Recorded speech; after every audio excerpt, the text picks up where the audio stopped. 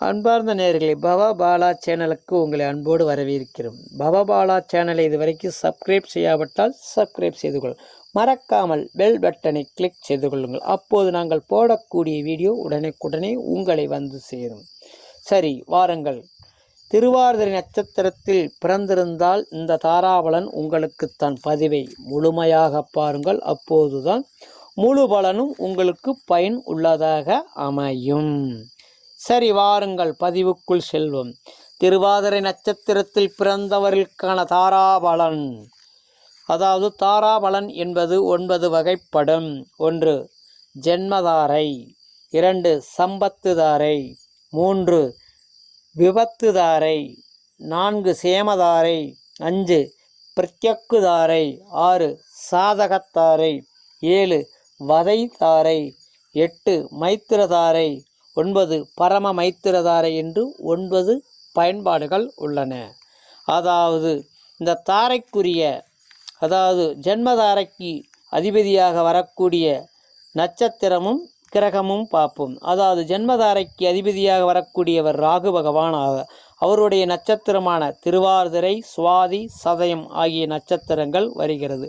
அவருக்குரிய மாத நாட்கள் 4, 13, 22, 31 நாள் வரக்கூடிய ஜென்மதாரை கூடிய நாளாக வருகிறது. அந்த ஜென்மதாரை என்று உங்கள் மன குழப்பத்தையும் மற்றும் பதட்டத்தையும் தரக்கூடிய தாரையாக வருகிறது. அன்று நீங்கள் அமைதியாகவும் கவனமாகவும் இருப்பது நல்லது. அதற்கடுத்தபடியாக நாம் சம்பத்துதாரை.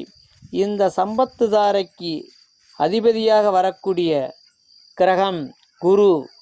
குருவுக்குரிய நட்சத்திரமான புனர், பூசம், விசாகம், புரட்டாதி நட்சத்திரம் வருகிறது. இந்த குருவுடைய கிழமையாக வியாழக்கிழமை வருகிறது. இவருக்குரிய மாத நாட்களாக 3, 12, 21, 30 ஆகிய தேதிகளில் நீங்கள் வியாழக்கிழமை 3ஆம் தேதியோ 12ஆம் தேதியோ 21ஆம் தேதியோ 30ஆம் தேதியோ வந்தால், புனர்பூசமோ விசாகமோ புரட்டாதி நட்சத்திரமோ வந்தால் உங்களுக்கு பொருள் வரவும், காரிய சித்திகளும், சுபகாரிய தொடர்பான செயல்களும் அனைத்து வெற்றி அடையும் சாதகத்தாரையாக வருகிறது. அதற்கடுத்தபடியாக விபத்துதாரை. இந்த விபத்துதாரைக்குரிய கிரகம் சனியுடைய நட்சத்திரமாக வரக்கூடிய அதாவது பூசம், அனுசம், உத்திரட்டாதி நட்சத்திரம். சனிக்குரிய கிழமையான சனிக்கிழமை. அவருக்குரிய மாதமான நாள் 8, 17, 26 ஆகிய தேதிகளில் நீங்கள் உங்களுக்கு வரக்கூடிய விபத்து தாரையாக வருவதால் கோபத்தால் காரிய இழப்புகள் ஏற்பட வாய்ப்பு உள்ளது. நினைத்த காரியம் தள்ளி போகுதல், உங்களுக்கு வரக்கூடிய வாய்ப்புகள் தள்ளி போவது நடைபெறக்கூடிய தாரையாக இந்த தாரை வருகிறது. அதற்கு அடுத்தபடியாக சேமதாரை. இந்த சேமதாரைக்கு அதிபதியாக வரக்கூடியவர் புத பகவான் ஆவார். இவருக்குரிய நட்சத்திரமான ஆயிலியம், கேட்டை மற்றும் ரேவதி நட்சத்திரம் வருகிறது. இவருக்குரிய கிழமை புதன்கிழமை. இவருக்குரிய மாத நாட்கள் 5, 14, 23 ஆகிய தேதிகள் வருகிறது. அதாவது புதன்கிழமை வரக்கூடிய 5, 14, 23 ஆயில்ய நட்சத்திரமோ கேட்டை நட்சத்திரமோ ரேவதி நட்சத்திரமோ உங்களுக்கு வந்தால் உங்கள் உடல் ஆரோக்கியம் நலன் பெறக்கூடிய நாளாகவும் மகிழ்ச்சி தரக்கூடிய நாளாகவும் வருகிறது. இதுதான் உங்களுக்கு சேமதாரையாகும். அதற்கடுத்த வழியாக பிரத்யங்கதாரை. இந்த பிரத்யங்கதாரைக்கு அதிபதியாக வரக்கூடியவர் கேது ஆவார். இந்த கேதுக்குரிய கிரகமாக மகம், மூலம், அஸ்வினி நட்சத்திரம் வருகிறது. அதாவது கேதுவுக்குரிய கிழமை சனிக்கிழமை. அதாவது இந்த சனிக்கிழமையில் மகமோ மூலமோ அஸ்வினி நட்சத்திரமோ 7ஆம் தேதி, 16ஆம் தேதி, 25ஆம் தேதி வரக்கூடிய நாட்களில் உங்களுக்கு சிக்கல்கள், உங்களுடைய கவனம் செதறுவதும், உங்கள் உடல் அலைச்சல்களும் மற்றும் காரிய தடைகளும் ஏற்பட வாய்ப்புள்ளது. நீங்கள் கவனமாக இருப்பது மிக மிக நல்லது. அதற்கடுத்தபடியாக உங்களுக்கு சாதகத்தாரை வருகிறது. இந்த சாதகத்தாரைக்குரிய அதிபதியாக வருபவர் சுக்கிரன் ஆவார். சுக்கிரனுக்குரிய நட்சத்திரமான பூரம், பூராடம், பரணி ஆகிய நட்சத்திரங்கள் வருகிறது. அவருக்குரிய கிழமை வெள்ளிக்கிழமை. வெள்ளிக்கிழமையோ பூரம், பூராடம், பரணி நட்சத்திரம், அதாவது வெள்ளிக்கிழமை பூரம், பூராடம், பரணி 6ஆம் தேதி, 15ஆம் தேதி, 24ஆம் தேதிகளில் வரக்கூடிய நாட்களில் உங்களுக்கு உங்கள் எண்ணம் ஈடேறுதல், முயற்சி வெற்றியடைதல், நீங்கள் நினைச்ச காரியம் பலித்தமாகுதல் மற்றும் நீங்கள் செய்யும் செயல்கள் சாதகமாகவும் வெற்றியாகவும் அமையும் நாளாகவும் தாரையாகவும் வருகிறது. வதைதாரை அதற்கடுத்தபடியாக வதைதாரைக்குரிய கிரகமாக சூரியன் வருவதனால் சூரியனுக்குரிய நட்சத்திரம் உத்திரம், உத்திராடம், கிருத்திகை நட்சத்திரம் வருகிறது.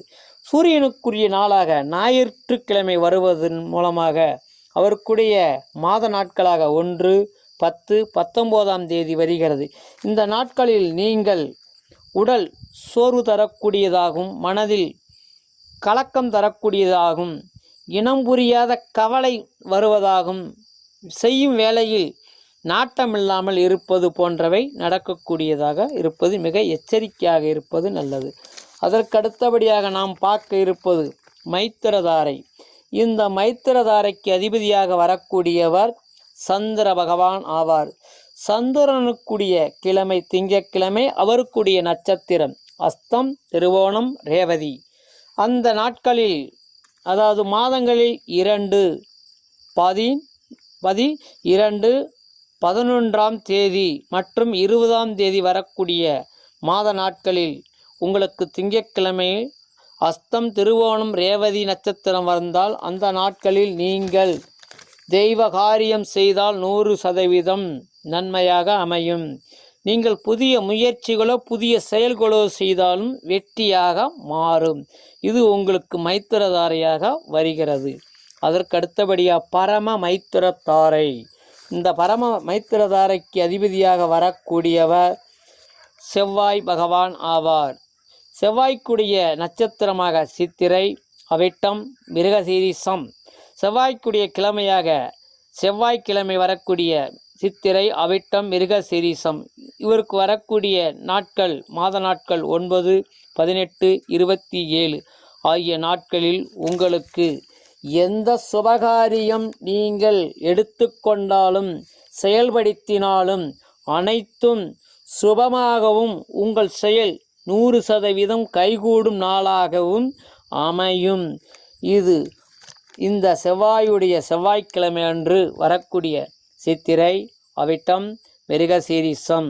அதுவும் இன்னும் 9ஆம் நாள், 18ஆம் நாள், 27ஆம் நாள் வரக்கூடிய நாளாக இருந்தால் உங்களுக்கு அனைத்தும் செயல்களும் சுபமாகவும் சுப செயலாகவும் 100% நடைபெறும். வரக்கூடிய தாரையாக பரம மைத்திரதாரை உள்ளது. இது இந்த திருவாதிரை நட்சத்திரத்துக்கான தாரா பலன்களாக வருகிறது. இந்த தாராபலனை உங்கள் வாழ்க்கையில் இந்த நாட்களில் உங்களை நீங்கள் தயார் செய்து கொண்டு வாழ்க்கையில் முன்னேறுவதற்கும் உங்களுடைய பழித்தலுக்கும் மற்றும் உங்களுடைய நல்ல இதற்கு முன் எச்சரிக்கையாக இருப்பதற்கு இது அனைத்தும் உங்களுக்கு நல்ல பயனுள்ள வீடியோவாகவும் பதிவாகவும் அமையும் என்று நினைத்து அடுத்த ஒரு நல்ல பதிவினில் நாம் சந்திப்போம். நன்றி, வணக்கம். இதுவரைக்கும் இந்த சேனலை சப்ஸ்கிரைப் செய்யாவிட்டால் சப்ஸ்கிரைப் செய்து கொள்ளுங்கள். மறக்காமல் இந்த சேனலுக்கு சப்போர்ட் செய்யுங்கள். இந்த வீடியோ பிடித்திருந்தால் உங்கள் நண்பர்களுக்கு, உங்கள் நட்சத்திரத்தில் உள்ளவர்களுக்கு இந்த பதிவை அவர்களுக்கு ஷேர் செய்யுங்கள்.